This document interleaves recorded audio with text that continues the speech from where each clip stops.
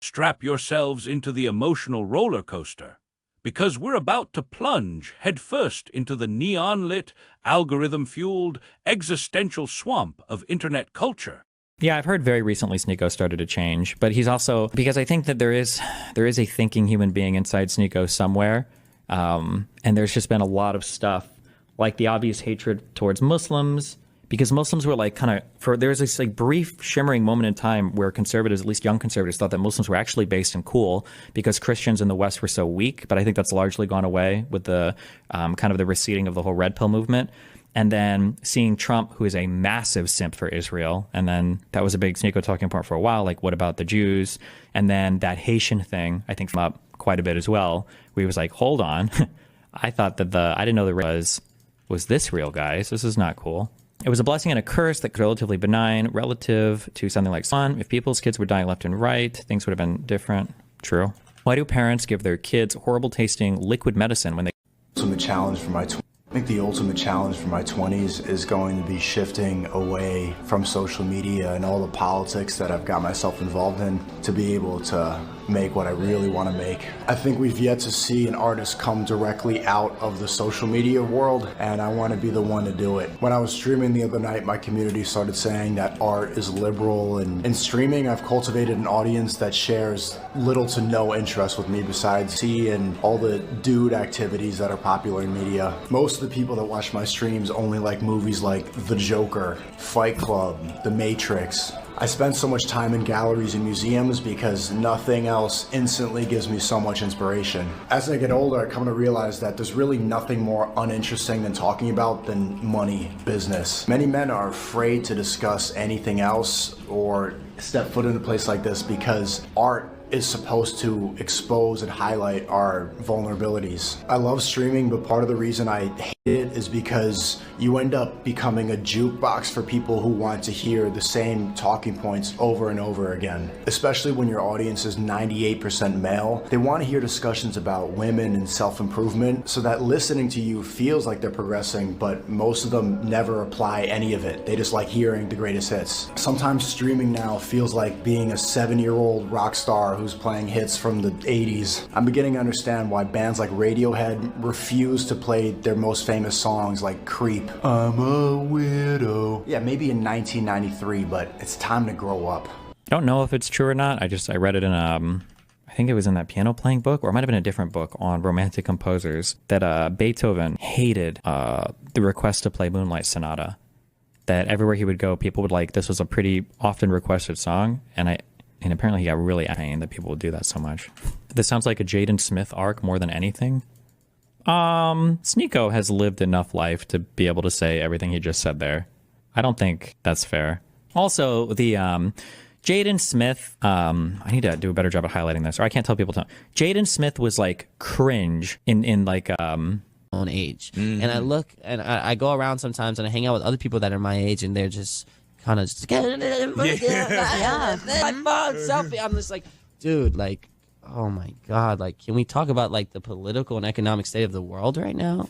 Like, this is cringe, but it's like age appropriate cringe. You should be cringe at this age. Everybody's cringe when they're young. You have to be. It just sucks that when you're a celebrity, there's a camera in your face, and so every moment of cringe is thrust in the spotlight. But like, this isn't like a character defect or flaw of his. It's just like he's a kid. He was 27 when he said that. No, shut the fuck up. He's not even 27 now. Wait, no, he was not 27 when he said that.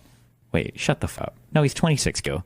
My defense of Jaden Smith is all he wanted was a go-kart, and capitalism gave him a Lambo. I don't know about that. Someone in YouTube chat said, Destiny, my biggest question is, how are far-right people so... Sneako, real name Nico Kenda Balinthazy, is sitting in front of a camera, looking like he just found out his favorite SoundCloud rapper sold out to a major label. This is not the Sneako of yore, the red pill warrior who once preached the gospel of alpha males and female accountability to a legion of impressionable teens. No, this is sad boy Sneako, a 26-year-old who's staring into the abyss of his own fanbase and seeing nothing but a sea of dudes quoting Tyler Durden and begging for self-improvement tips that they'll never actually use. He's tired of being a jukebox for his audience's greatest hits, those endless discussions about women, money, and how to be a man that feel like a greatest hits album from a band that peaked in 2019. And he's got a dream to break free, to make art, to trade the red pill for a paintbrush and a museum pass. But his chat, they're not having it. Art, they say, is liberal and gay. And Sneako's out here wondering if he's doomed to play Moonlight Sonata for a crowd that only wants Sweet Caroline. Enter Destiny, our liberal gladiator, streaming from his digital coliseum, watching Sneako's video with a mix of fascination and pity. Destiny sees the humanity in Sneako, the thinking human being buried under layers of red pill bravado and internet clout. He's not just reacting to Sneako's words, he's dissecting a cultural phenomenon, a young man caught in the gears of a machine that rewards outrage, stereotypes, and performative masculinity. Sneako's lament is a cry for help, a plea to escape the prison of his own making, a fanbase that loves him for all the wrong reasons, that demands he keep churning out the same toxic talking points while he's dreaming of galleries and vulnerability. Destiny's take is both a roast and a rescue mission, a recognition that Sneako's not just whining, he's wrestling with the soul of a generation raised on algorithms and anger. This isn't just about Sneako, though. It's about the internet itself, a wild west where young men like Sneako build empires on bravado only to find themselves trapped in a cycle of their own creation. Sneako's fanbase, 98% male, obsessed with the Joker and the Matrix, is a microcosm of the manosphere, that toxic swamp where self-improvement gets twisted into misogyny, where vulnerability is a sin, and where art is dismissed as liberal because it dares to make you feel something other than rage. Destiny's watching this unfold and seeing a tragedy, a kid who got sucked into the red pill pipeline and is now clawing his way out, only to find his audience holding the leash.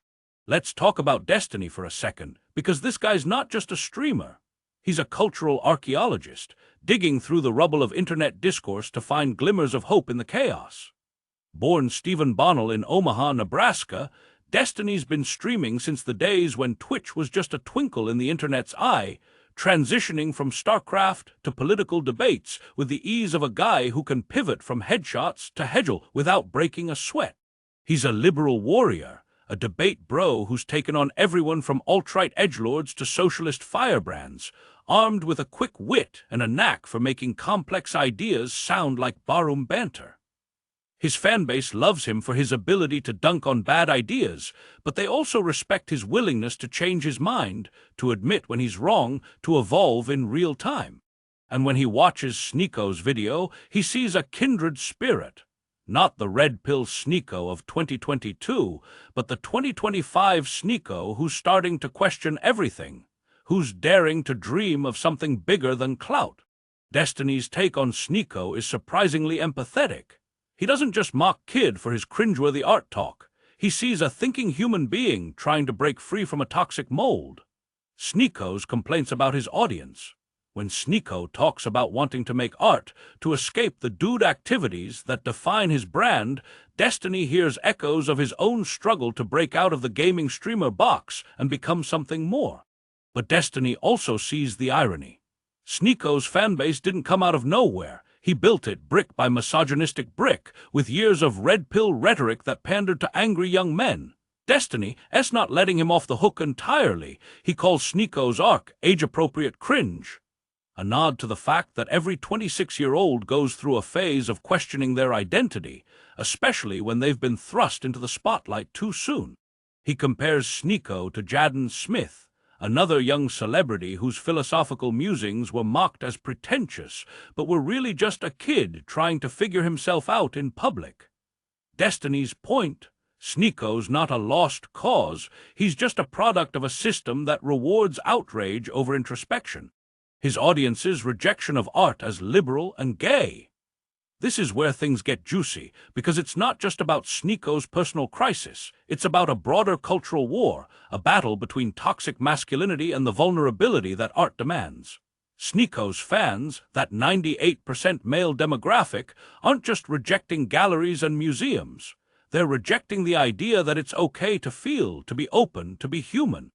They want Fight Club, the Joker, the Matrix, movies that fetishize rebellion, stoicism, and power. They want self-improvement tips that make them feel like they're leveling up in a video game, not like they're confronting their own insecurities. And Sneako, bless his heart, is starting to see through the facade, to realize that this version of masculinity is a trap, a dead end that leaves you rich in clout but poor in soul. Destiny gets this because he's been fighting the same battle for years. As a liberal, he's spent his career challenging the far-right's toxic ideologies, from the alt-right's race realism to the manosphere's misogyny. He knows that the red pill movement, which Sneako once championed, isn't just about self-improvement. It's about weaponizing insecurity, turning young men's fears into a cult of hypermasculinity that demonizes women, emotions, and anything that smells remotely like vulnerability. When Sneako talks about art exposing our vulnerabilities, Destiny hears a cry for liberation. A kid trying to break free from a prison of his own making, only to find the bars reinforced by his own fans. This is where the liberal in me starts screaming into a pillow, because toxic masculinity isn't just a personal failing, it's a cultural epidemic, a virus that's been spreading since long before the internet was a thing. The manosphere, with its Andrew Tates and Fresh and Fits, has taken it to new heights, convincing a generation of young men that strength means never crying, never doubting, never creating anything that doesn't serve the god of hustle.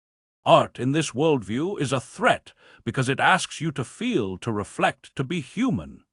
Calling it liberal and gay is just a lazy way of saying, this scares me because it makes me confront my own fragility. Destiny's empathy for Sneako is a liberal superpower, the ability to see past the surface, to recognize that even the most problematic figures can change. He's not naive. He knows Sneako's got a long way to go, that his red pill past has left a trail of damage that won't be undone overnight. But he also sees the potential for redemption, the possibility that Sneako could be the first artist to emerge from the ashes of the social media inferno. It's a long shot, sure, but it's the kind of hope that keeps liberals going. The belief that people can grow, that systems can change, that even the most toxic fan bases can be redeemed.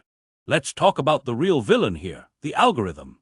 Because Sneako's predicament isn't just about his fans, it's about the machine that created them. Social media platforms like YouTube, Twitch, and X are designed to reward engagement, not truth. They amplify outrage, sensationalism, and repetition, turning creators like Sneako into human jukeboxes who have to keep playing the hits to stay relevant. When Sneako says he feels like a 7-year-old rock star stuck in the 80s, he's not just whining, he's diagnosing a systemic problem. The algorithm doesn't care about art or vulnerability or personal growth. It cares about views, likes, and watch time, and it's trained an entire generation of young men to demand the same tired talking points over and over again. Destiny knows this better than anyone. He's been streaming for over a decade, navigating the same algorithmic quicksand that's now swallowing Sneako whole. His debates, his hot takes, his willingness to tackle controversial topics, they're all shaped by the same platforms that reward drama over depth. But Destiny's managed to carve out a niche as a liberal provocateur, someone who can dunk on bad ideas while still pushing for nuance and reason. Sneako, on the other hand, is still figuring out how to escape the trap, how to make art in a world that only values content. His fans' rejection of his artistic ambitions isn't just personal, it's structural, a byproduct of a system that prioritizes clicks over creativity. Destiny's take on this is both hopeful and brutal. He sees Sneako's struggle as a universal one, a battle against the expectations of a fanbase and a platform that demand conformity over growth. But he also knows it's not impossible. Destiny himself has managed to evolve, to shift from a libertarian gamer bro to a liberal debater, all while keeping his audience mostly intact. He's living proof that you can push back against the algorithm, that you can carve out a space for nuance and humanity in a world that rewards neither. Sneako's journey, in Destiny's eyes, is just beginning, and it's going to be a bumpy ride.